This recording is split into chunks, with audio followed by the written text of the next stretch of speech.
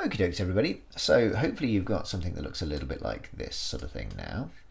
So here's our helicopter and the buildings and everything. So now it's time to do something about the floor, isn't it? Because we've got these buildings floating in midair, which is no good. Okay, so what I've done is I've gone into my downloads and I've brought in our 3 different rubble textures that we're going to use. Okay, so here's my first one that I'm going to use, and I'm going to drag this onto the image like so. I don't normally do that, but it just helps me to work with it because it brings it right to the top of the pile. And the first thing I'm going to do, as always, is right click on it, rename, and I'm going to call it Rubble Background, like so. Now then, what we're going to do is we're going to make sure Rubble Background is highlighted, take our fountain pen tool, and we're going to just mark around here like so, make some marks like that. This will become clear in a minute. And then here you can see a watermark here, so I'm just going to come down to about there and then just grab this rubble like so. Okay, so there's our little strip of rubble that we're now going to use. Okay, so now the next thing we're going to do is we're going to come over to our effects and presets. We're going to type in Keylight, so this is what we did before. Okay, we're going to take that Keylight 1.2 effect and drag it onto Rubble Background. And now using the dropper, I'm going to select a sort of mid-rangey tone of the sky. Okay, so something like that. And so can you see if I zoom in, what's happened now is it's taken out some of that sky. In fact, I could do better than that. So I'm going to go back and I'm going to dropper it on, so there, that's better. Okay, so what we're now going to do is we're going to use these marks that we made earlier, and we're going to just close that in. So all I can do is I can now see the bits that I want to get rid of. In fact, before I do that, sorry, let's just take one step back.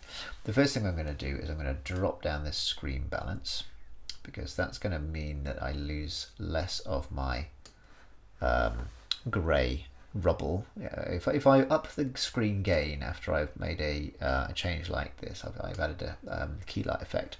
What can sometimes happen is as I up the screen gain to try and get rid of more of these highlight points, I can start to then, like, the actual rubble itself will go transparent. So I'm going to drop that right down so that as I add more gain to try and get rid of some of this highlight stuff, I don't lose too much transparent rubble, you know, because there's parts of the rubble that are going to have the same color tones that I'm keying out, so it ends up full of holes. Okay, dial that back because I'm not making much progress on that that highlight there. So this is where this bit comes in now, so I can just drag that down like so, just to sort of take out some of these little highlight textures that I might want to try and get rid of. So the worst bit is here, as you can see, so I'm just going to drag that in like that, like so.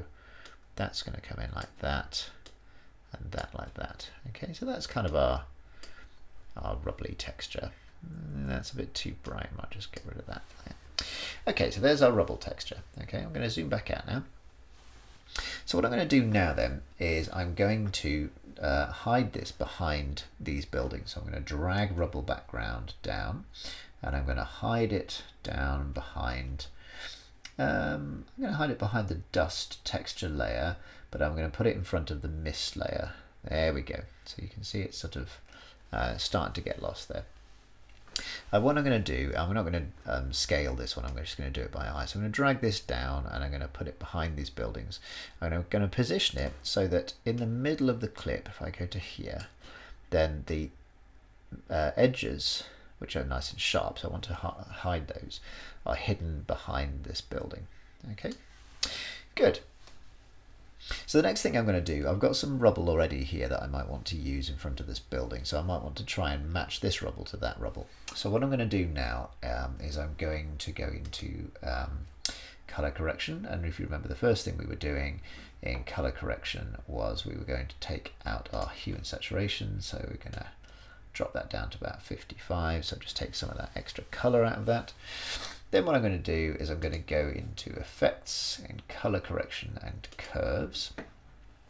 So this is a lot brighter than that, isn't it? So the first thing I'm going to do is push up those mid-range tones like that, possibly a bit of the more highlight points. So maybe brighten that up. There we go, that's nice.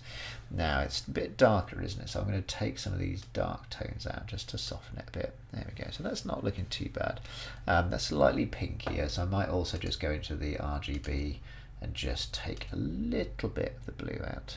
There we go, it's starting to possibly look a bit better. Right then. So that'll do for now. Okay, and the final thing I'm going to do then is, because this is in the background, I'm now going to go into blur and sharpen. I'm going to go into Gaussian blur, horizontal, and I'm going to just start dialing that blur up until I like the look of it. So very bit much, maybe about there, 6-ish. Okay, so now that I've got that, what I'm going to do is I want this to move at about the same speed as these buildings. So I'm going to take my pick whip and I'm going to parent it to building 2. There we go. And so now as we play our clip through, it will move at the same speed as building 2. Okay, but obviously that's only one piece. So the next thing I'm going to do is I'm going to go to Rubble Texture, I'm going to go Command D to duplicate that, and then I'm just going to slide this rubble to the side like so, and if I'm hopeful that that might go all the way off the side of the, no, it's not going to. Okay, it's not quite going to stretch. So I'm going to put that there, and I'm going to duplicate that again and drag that duplication out here, just so that as this building finishes off, we can just see a hint of that rubble behind. And finally, here's our original rubble background. I'm going to duplicate that, I'm going to drag this way, and I'm going to make sure that this goes behind like so. So there's our sort of our rubble layer.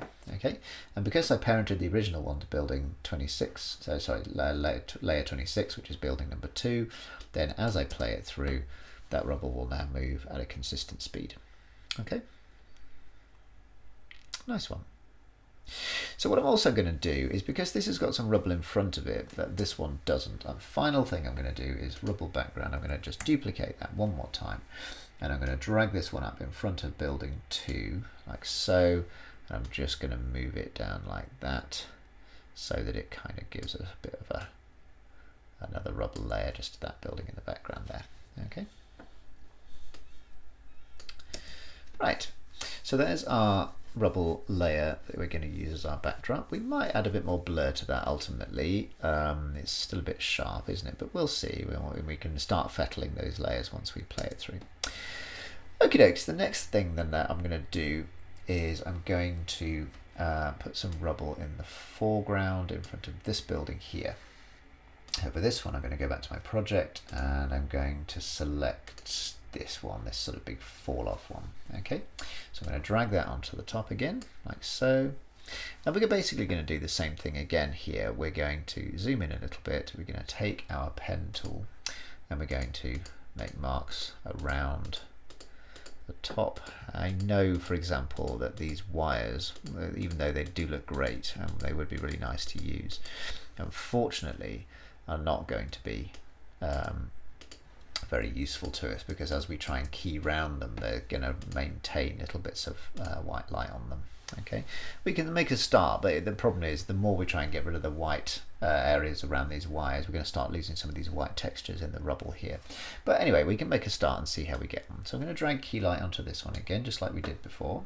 Here's our dropper, and I'm going to go onto somewhere like that, and that's going to take out some of that. Okay, so here's where we're going to drop that screen balance right down, and now I'm going to whack that gain up and try and get rid of some of this white around these wires, but it's not really doing a great deal, is it? So unfortunately we're probably going to have to get rid of some of this, which is a shame, but it is the way it goes sometimes.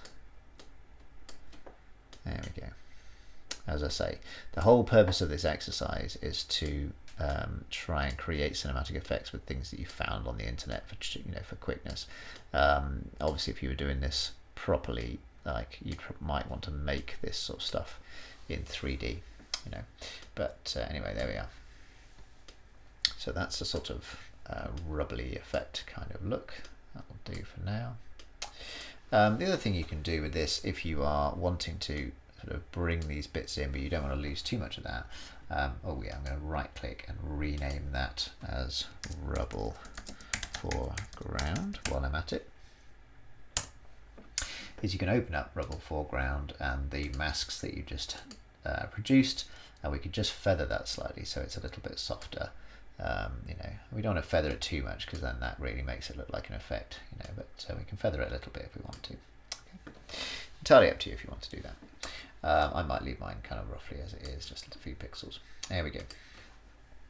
Right, and what I'm going to do is I'm going to now use this rubble as my foreground for this building. Okay.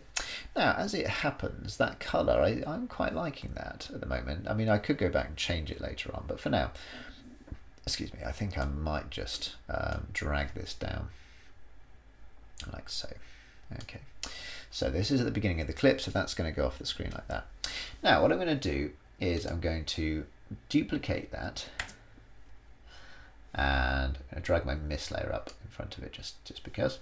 I'm going to duplicate that, and then what I'm going to do is I'm going to open up Rubble Background 2 and transform, and in scale, if I deconstrain the proportions and click -100, that's going to flip this one round.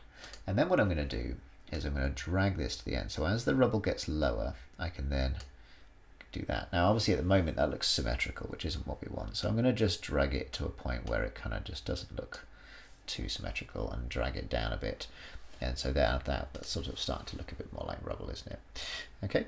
And then the final thing I can do is my original rubble foreground. I can just duplicate that again and drag that to this side. And I can do the same thing. So now I've got quite a long rubble layer. Again, it's quite symmetrical, isn't it? So what I can do is just do something like that. And now that doesn't look quite as symmetrical as it did. And because in the image the rubble was actually falling off at the edge, there's no hard edge there. So that actually looks quite good. So the final thing I'm going to do then is I'm now going to take these rubbles and I'm going to parent them to this building site. So for quickness, when you've got a long stack like this, you can just go into parent and link and you can do it this way. So I'm going to open up this one here and I'm going to select my building 1 side, which is number 9. There we go. And I'm going to do the same thing with this one. So building 1, number 9, wasn't it? Building 1 side. There we go. And Rubble Background 2, which is building 1 side. There we go. And so now that because they're parented to the side of this building, theoretically, as we play through, those all ought to move. Okay. Now I've sort of yeah, I've possibly made that all a bit high, haven't I? So now I'm going to highlight all 3 of these by holding down Shift. So highlight all 3 of those. I'm just going to drag them down. It's interfering with my image a little bit, so that that'll look better, like so. Okay. Now, what I've forgotten to do is desaturate those and what have you, and add blur effects and things like that. So now that's going to mean I'm going to have to add that for each one individually. So I'll do that in a minute. But yeah, I'm going to desaturate those, and I'm going to add some blur effects to each one in turn. Okay, and then the final thing I'm going to do then is, now we've got this hole over here, I was kind of hoping I might be able to use this rubble here in front of this building just because it's part of the image and it would look quite nice, but I'm not thinking I can see a way of doing that very easily, which is a shame. So what I'm going to do, the final thing I'm going to do then is just open up my project and go to my final rubble, which is this one, drag this one into there, and I'm going to do the same thing. So I'm going to zoom in, there's my pen tool, I'm going to cut around some of these wires. Again, a bit of a shame really because they're kind of cool, but you know, it is what it is. Holding down the space bar, I can now move underneath, and there we are. Okay, so same thing, key light over onto this one. I'm going to take my there. I'm going to up my gain, so I'm going to drive down my screen balance, and it's not, I mean it's, yeah, it's not ideal, but it's not the end of the world. Okay, I'm going to bring that down a bit. There we go. Oops, need to do that. There we go. Let's try that. Let's just get rid of some of these jaggedy edge bits that we don't want to use. So it's a shame because the wires do look great, but anyway, there we are. Okay, so we can do that. Let's a bit of that, a bit of that. Okay. I'll zoom back then. And now what I'm going to do is I'm going to click on this whole thing. I'm going to drag it down like so. Can I get a bit of that in? I might be able to actually. Yeah, that might be a way of doing it. Okay, I could try doing that. Right, and then what I'm going to do is move this to the end, like so, and bring that down so I can see that background. Yeah, I'll just about be able to get that in, I think.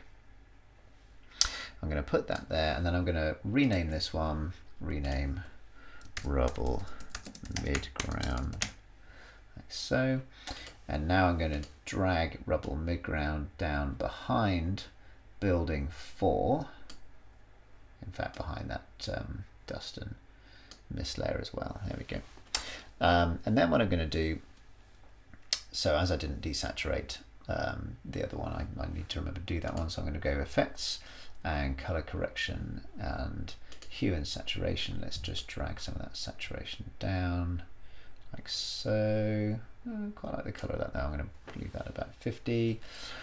Okay, and I'm going to add a blur effect. So this is going to be a fast box blur on this one, horizontal blur, and I'm going to give it a blur radius of like 2, maybe something like that. Yeah, that will do.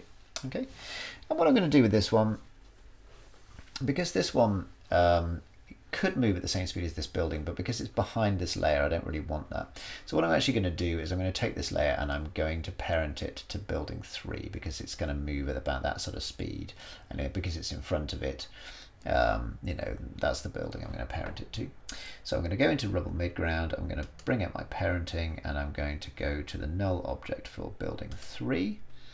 And now as I play through, that should now start to create a sort of blur texture effect. Cool. Now, there's a hole, isn't there, here? So what I could do is now I'm going to, let me just see actually, do we get to the end of the clip? I don't think we need to duplicate this onto that side because the building obscures it. So I'm just going to come to here and I'm going to duplicate Rubble Midground, so duplicate that, and I'm going to drag that back behind building 3, like so, and then I'm just going to move that over there like that. So that's parented to that one. There's a bit of a gap, isn't there? Still a bit of a gap. So I could just bring that to there, and then I could duplicate it again. Duplicate that one, and then just literally drag that down so it's all like that. There we go. I mean, that's quite large now for the rubble there, but you know, I mean, I could always use the background rubble layer. I could tie the smaller one if I wanted to. But anyway, as you can see, it's now hopefully starting to move independently of that one. And if we were to then desaturate these ones and add blur effects onto that one, then it would start to hopefully work. So now that I've got my ground in the way, I might then be tempted to add some more dust and movement layers and bits and pieces just to try and give the whole thing a bit more texture and what have you. But yeah, so the last thing we're going to do then, now that we've got our image together, is we're just going to add some quick audio to it, and then it should be kind of done, I think. Cool, okay, join me in the final video then, and we'll have a look at it.